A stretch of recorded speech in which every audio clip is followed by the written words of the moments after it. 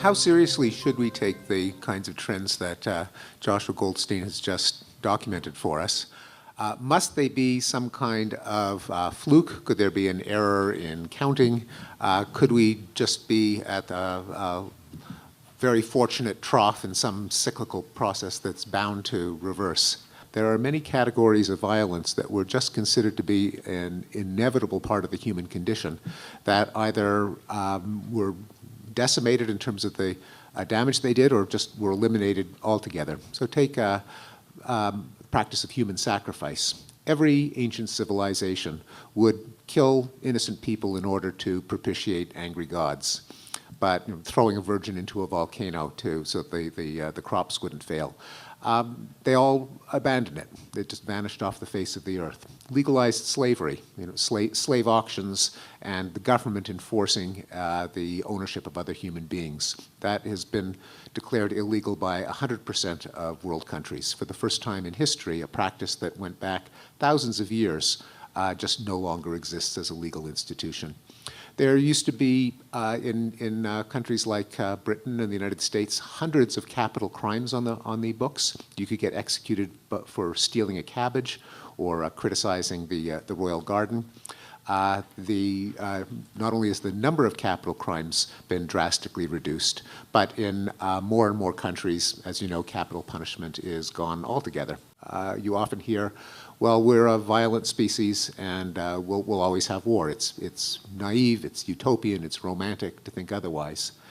Now, I happen to be as cynical as anyone else about human nature. I think Homo sapiens is a nasty piece of work.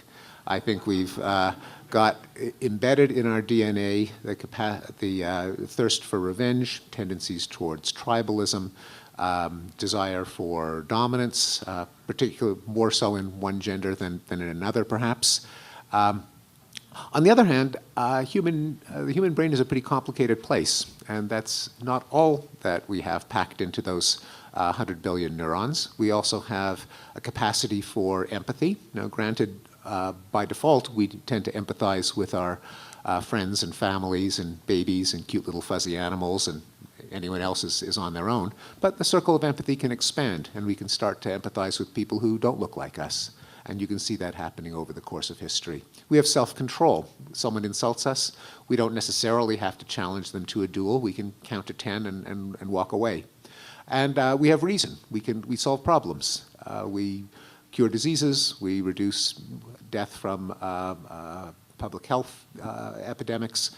We reduce starvation, figure out new ways of growing crops, and we figure out ways of mitigating violence. Because in the long run, it dawns on people that violence is a pretty stupid way to run your affairs.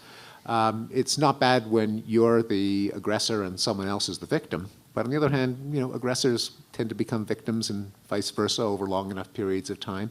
And if you could just sit down and think it through, you realize we really are better off not killing and exploiting each other. The question is, how do you get there from here? And it isn't easy, but there are a number of tricks and institutions and laws and practices and changes in norms which my colleagues here at the table have been speaking about and perhaps will speak about more. And not necessarily in one fell swoop, but bit by bit, we nibble away at sources of violence in different categories. So for those reasons, I don't think it's a fluke, and I don't think it is at all romantic to think that this century could put an end to major kinds of war and drastically reduce the toll of minor forms of war.